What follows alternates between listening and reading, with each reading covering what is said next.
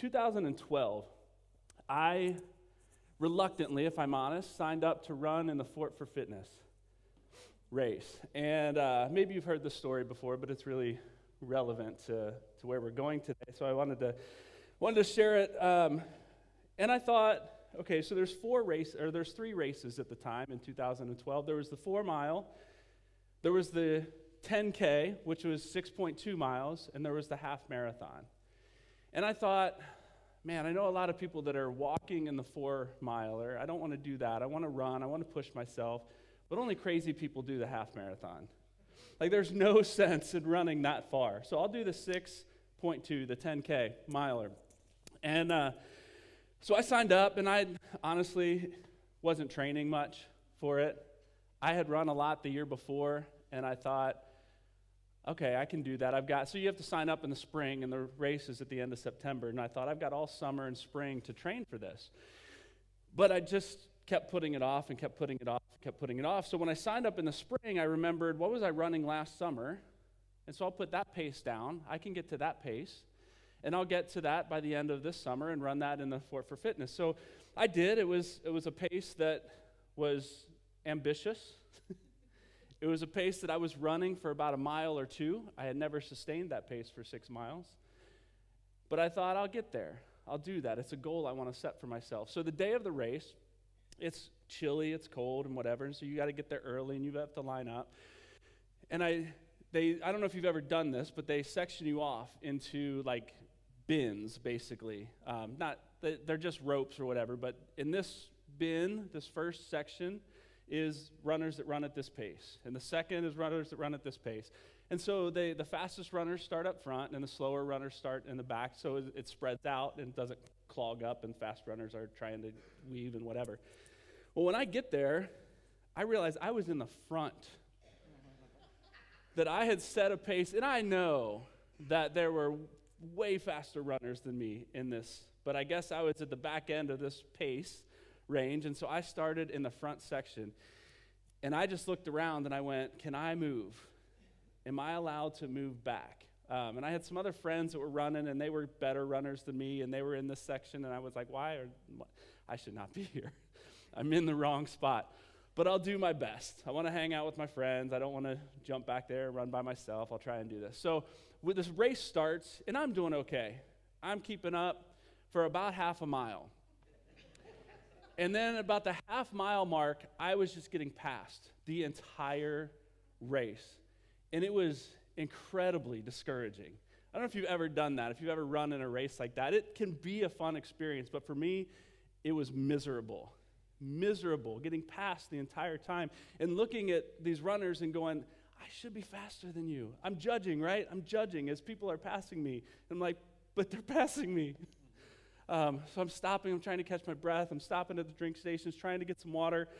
And then we get to, I don't know, mile 5 probably. Well, I take that back. It was probably mile 3.5.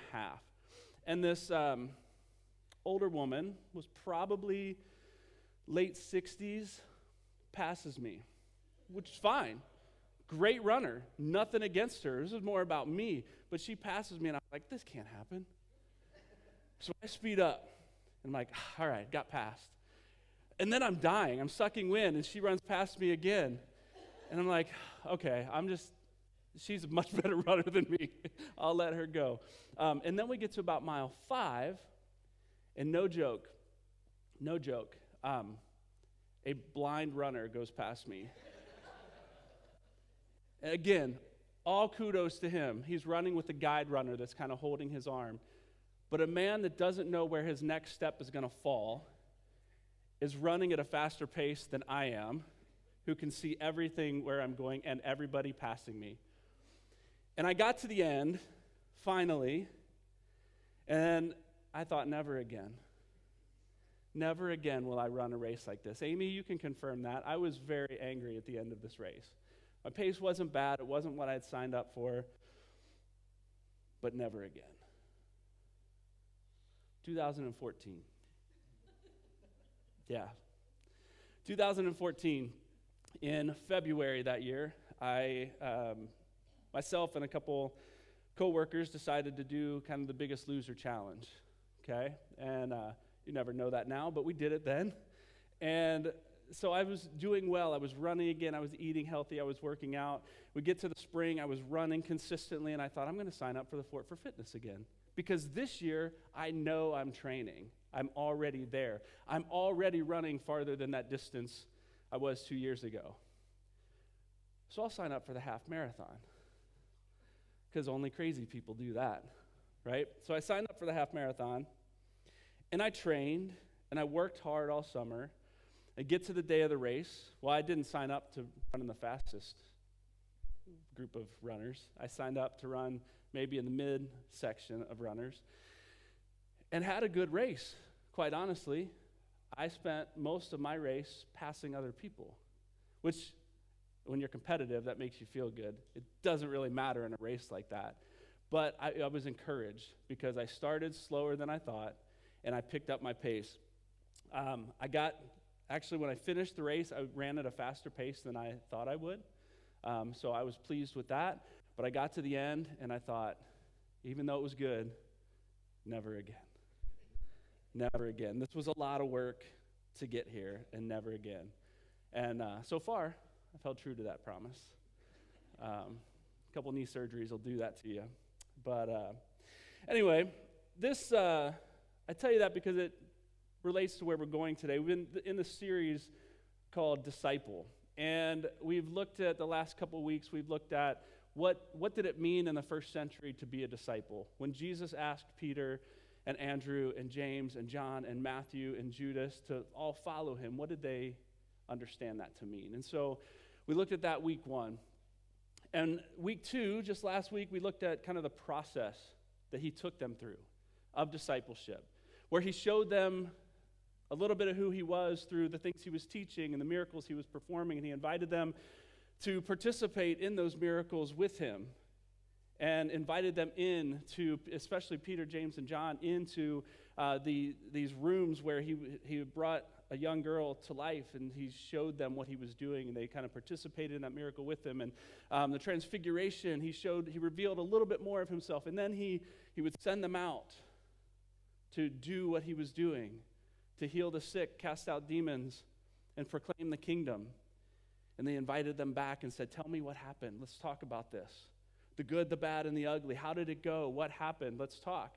And then he would show a little bit more of himself, and he would do more miracles. He would teach harder things, and then he would send them out again. So the 72 went out 2 by 2 at the beginning of Luke chapter 10. And so we've kind of been focused on this process that we see in Luke 8 to Luke 10, and how he was preparing his disciples to carry on this ministry and this mission long after he was gone. But this series has been obviously a little different than most messages and most series we preach here, because we haven't been really focused in on a particular passage of Scripture and pulling out principles and understandings out of that. We've kind of taken a step back from Scripture to look at some overarching themes in some of these passages. So, again, that's what is a disciple? What's the process of discipleship? We kind of had to pull back and look at maybe a couple of years in the lives of Jesus and his followers of what that looked like. But today, we're wrapping up the series, we're talking about the pace of discipleship. The pace of discipleship. And before we jump into the scriptures, I want to just give you a couple thoughts that I see, and then we'll look at some places where we see this. So the pace of discipleship, number 1, it's urgent, but it's not hurried. It's urgent, but it's not hurried. And what I mean by that is when Jesus invited people to come with him, they went. It was an urgent call. It was, come follow me. They left everything right then, right there, and they followed Jesus. We see in Luke 9, actually, in the passages that we've been looking at. Pull it up here.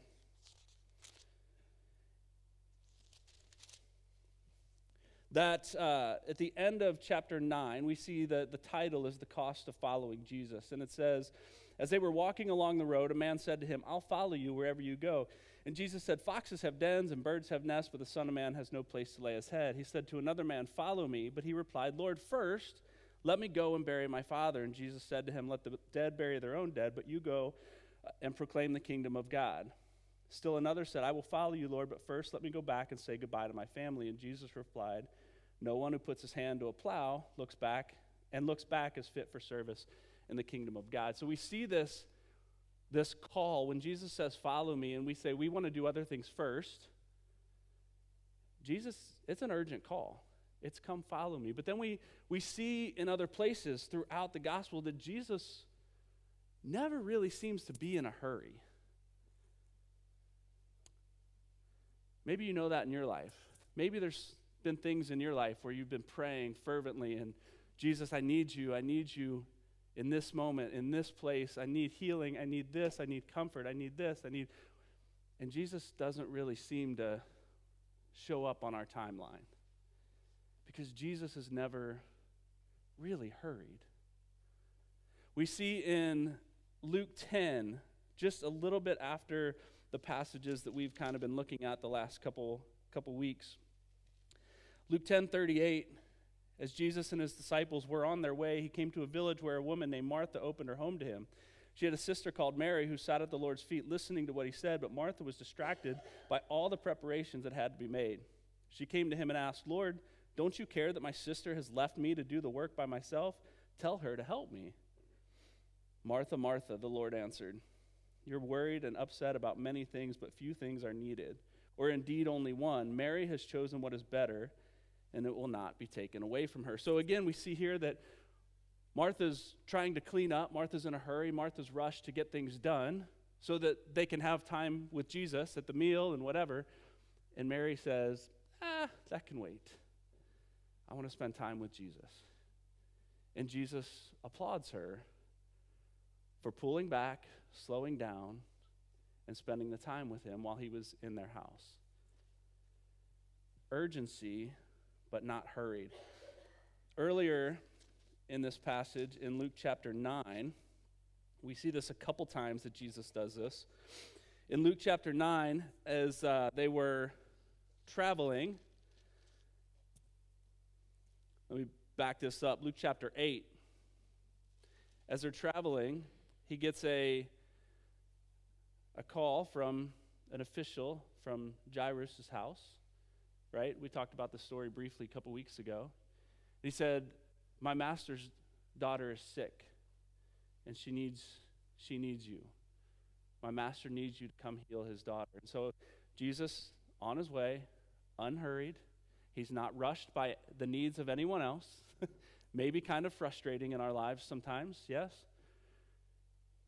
But he's walking, crowds are crowding around. You know how that goes. Things get slower and slower. This is the same moment where a woman who had been sick for 12 years reaches out and touches him. And instead of continuing on and just going in his head, I just healed somebody. And walking on in a hurry to heal another young lady, he stops in the midst of the crowd and he says, who touched me? Who touched me? He takes a moment with this woman so that she is known and seen and is recognized in the midst of this for her faith. And then he gets there and they say, don't bother Jesus, she's dead. She's dead. You didn't get here in time. You weren't in a hurry. She's dead. And he says, she's not dead. She's just sleeping. Let me see her, right? And so we know that Jesus has the power to do these things in his time. And he's not going to be rushed, and he's not going to be hurried to do it. So as we look at what it means to be a disciple,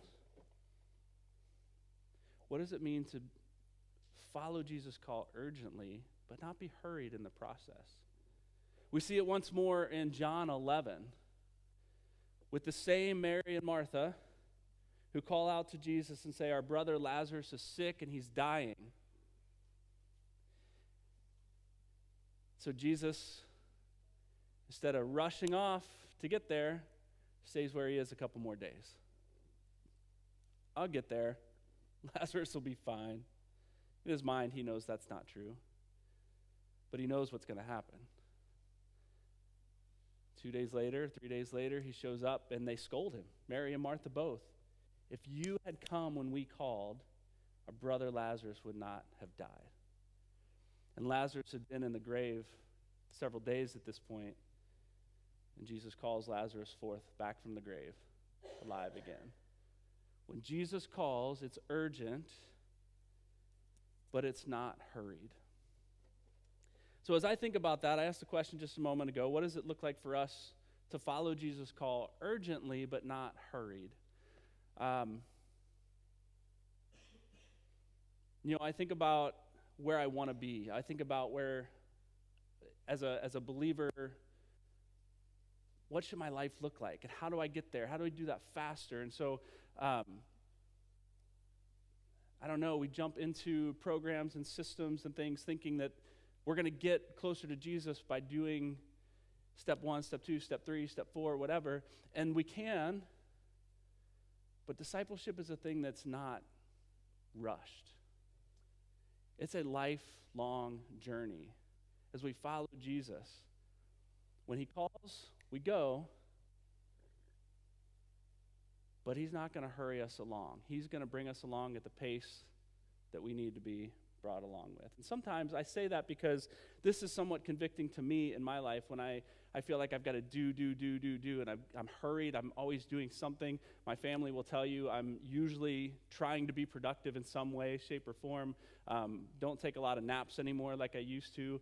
Something about the world shutting down in 2020 changed that for me, and I haven't been able to slow down. So I say this because it's convicting to me. It's convicting to me that I want to be productive. I want to do something, have fruit to show, have something to show for my efforts and my work. And it's hard for me to slow down. But as we look at Jesus and his walk with his disciples, it was a slow process for them, and it's a slow process for us. To just spend time, to sit at his feet like Mary did, and to learn, and to take it in, and then to follow where he leads, and to be obedient to his call to action in our relationships with coworkers, friends, peers, neighbors. It's a slow process. One resource I want to share with you that has been really helpful to me and convicting to me is it's on Right Now Media that we all have access to through the church. Thank you, Living Grace. Thank you, Jason, for signing us up. If you don't have a Right Now Media account, it's free. I think to sign up through the church or get a link through the church somehow. If you're interested in that, we'll make sure you get it. But there's a short film called Godspeed on there. Anybody seen that one? We watched it a couple years ago in our small group, our community group. And so Godspeed is just quickly about an American pastor who goes to Scotland to study and decides to, while he's there, he wants to serve in a church. And so he comes on as an associate at this parish in Scotland and learns ministry in a whole different context. And there's two things that stood out to me. One, he asks the pastor when he got hired on, he says, okay, where's my office? And the pastor looks at him and says, excuse me? And he said, I'm sorry, this is your church. Where's your office? And he says, excuse me? And it baffled him that coming from an American context to Scotland, that things are that different. There's no office in the church. And the pastor, the lead pastor looks at him and says, the street's out there. That's your office. Knock on doors. Sit with people. Talk with people. Learn from them. Teach them. Disciple them. That's what we do. This is who we are. This is your office. And so that struck me. And then towards the end, in one of the interviews they did with a gentleman, he references a book called 3 Mile an Hour God. And I haven't read the book, but he pulls it out. It's from a Japanese theologian, but he pulls out this principle that the idea of the book is that the average pace of someone walking is 3 miles an hour. And that's how Jesus discipled his followers, at 3 miles an hour. It was a slow process. We see throughout the Gospels that slow process gave them space to ask questions, gave them space to fail, and to be taught, and to be rebuked, and to be given responsibility again, and to ask questions. That slow pace gave them opportunities to ask questions, to fail, to succeed, to see fruit, to grow. And sometimes we want to rush that. Sometimes we want to rush that in our lives. Sometimes we want to rush that with the people around us. The second kind of principle that I pull out of this is that the pace of discipleship is communal, it's not competitive. I told you about my competitive spirit running in the Fort for Fitness. And when you have a competitive spirit, you're either disappointed that people are passing you, or you're prideful that you're passing them. And neither one of those are healthy. Neither one of those are healthy. The thing that got me through the half marathon was not just my training that year. The training got me to the end. It helped me to know what was needed to get from point A to point B, and how long this race was going to be, and how I needed to prepare, and so that my body was ready for it. But the thing that got me through is I ran with a friend in that one. I ran next to Gary for about 10 miles, I think. And we talked. And I'm not one that likes to talk when I run because I get out of breath easily. My legs can still go, but my lungs can't handle it. But because I had trained, I was able to. So Gary and I talked. Not a whole lot, but we pushed each other. We challenged each other. We took our minds off of the pain we were feeling in this race. We talked about our families. We talked about our kids. And we continued to run together. And about mile 10, I started to drag, but I was close enough to the end. And I said, Gary, go ahead. Finish the race. I'll get there. I'm close enough now. Go for it. So this community that I had with him for those first 10, maybe 11 miles got me through. And we see in the Gospels as well, we see the competitive spirit of the disciples, but then we also see this community encouragement that Jesus encourages. Let's look at Matthew 20 for a second. You'll know the story. Matthew 20, starting in verse 17. It says, Now Jesus was going up to Jerusalem. On the way, he took the 12 aside and said to them, We're going up to Jerusalem, and the Son of Man will be delivered over to the chief priests and the teachers of the law. They will condemn him to death and will hand him over to the Gentiles to be mocked and flogged and crucified. And on the third day, he will be raised to life. What does that have to do with discipleship? Well, the very next verse in that passage in Matthew is, Then the mother of Zebedee's sons came to Jesus with her sons, kneeling down and asked a favor. I know you're going to die, Jesus. You just told us you're going to Jerusalem. You're going to be handed over. You're going to be mocked and flogged and killed and crucified. But when you come into your kingdom, can my boys sit next to you? Can my boys sit on your right and your left? Like, it was about position. It was about posture. It was about where they would be honored because they had given these last several years to follow him and to do the things he was doing. And man, look how far they've come. Jesus, when you come into your kingdom, and I don't even think she knew what she was asking, to be fair. But Jesus, when you come into your kingdom, can my boys be first? Can they be seated at the places of honor? Jesus says, Can you drink the cup I'm going to drink? And they said, We can, Jesus. He says, Yeah, you will. But it's not my call, whether you sit at my right hand or my left hand. Those positions, those seats are reserved for the ones my Father reserved them for. Nothing you can do can earn that, right?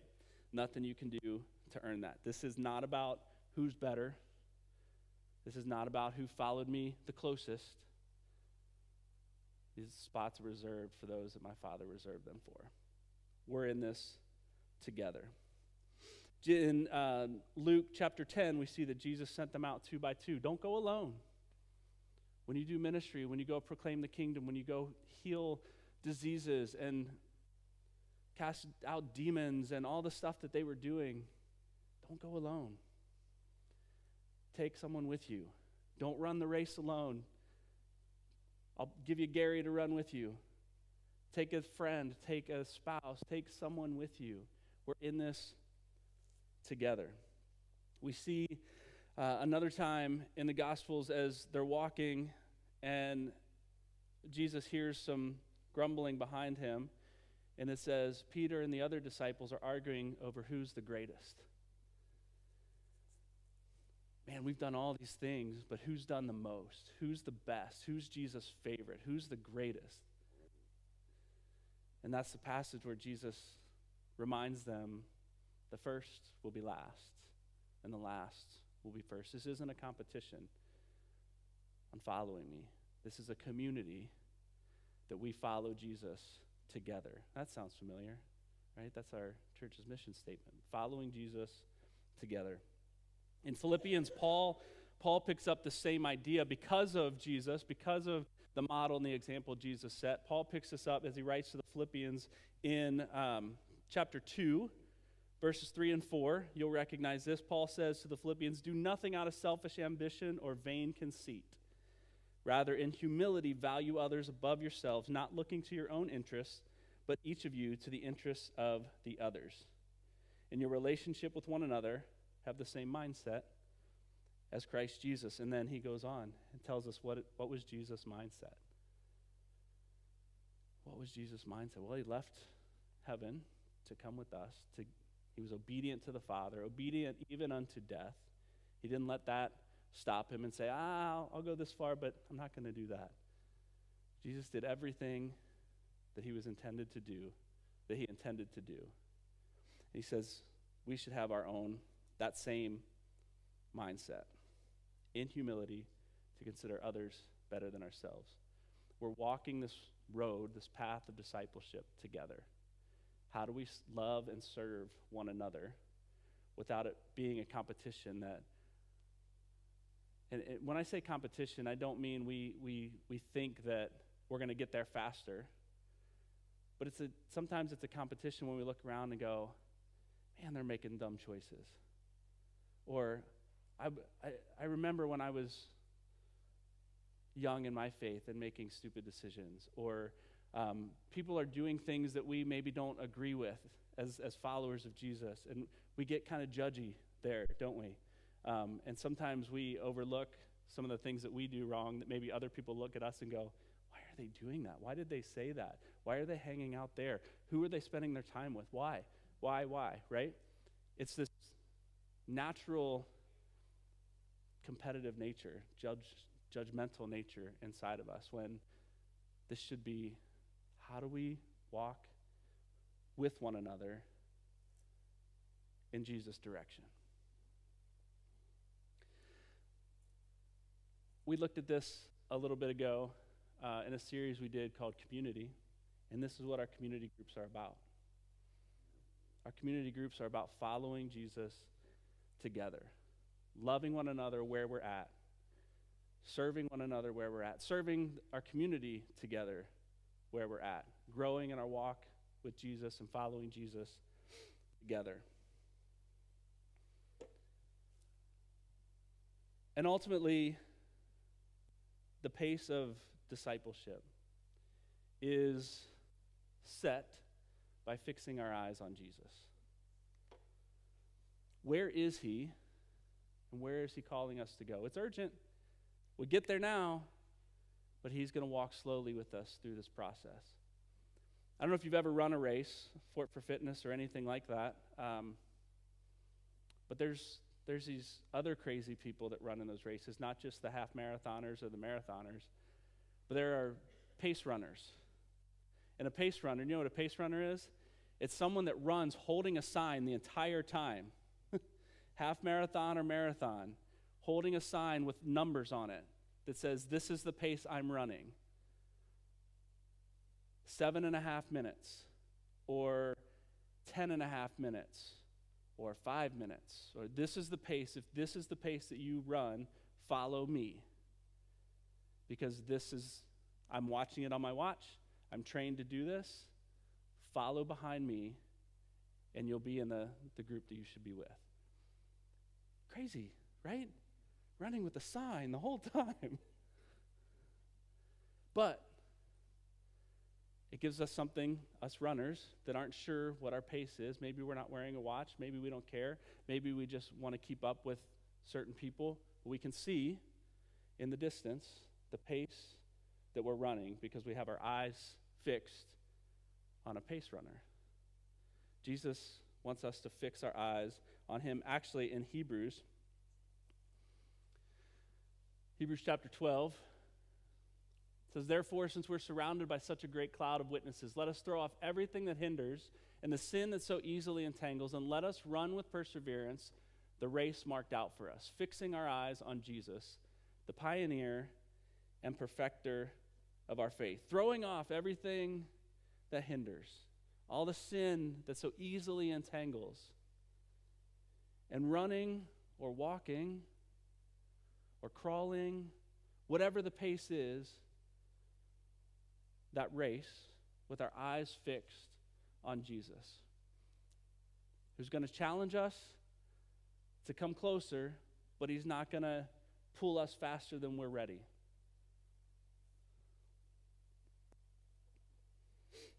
Let us fix our eyes on Jesus, the pioneer and the perfecter of our faith.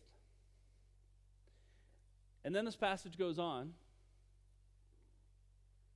It says, "Who for the joy set before him, he endured the cross, scorning its shame, and sat down at the right hand of the throne of God. Consider him who endured such opposition from sinners, so that you will not grow weary and lose heart." Each week we've been taking communion together. And as we do that this morning,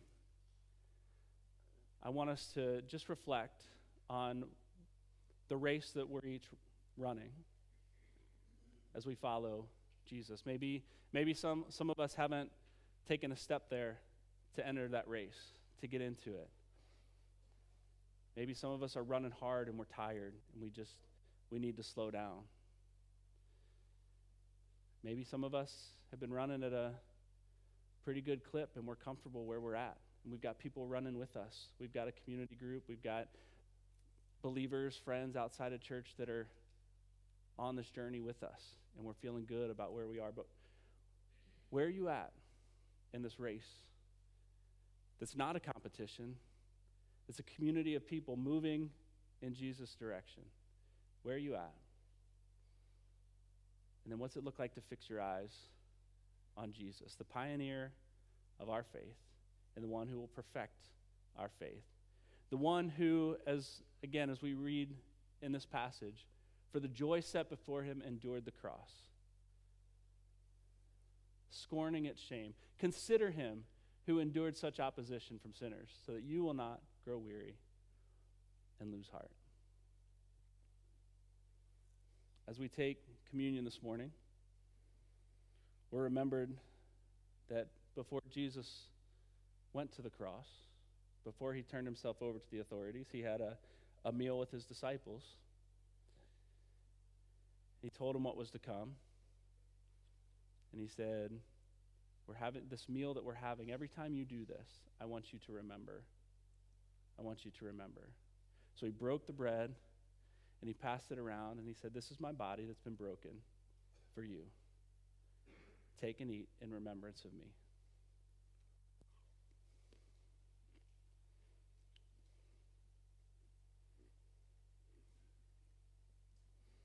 Later on in the meal, he took the cup and he raised it and he said, "This is the cup of the new covenant. This cup represents my blood that's shed for you. Every time you do this, do it in remembrance of me."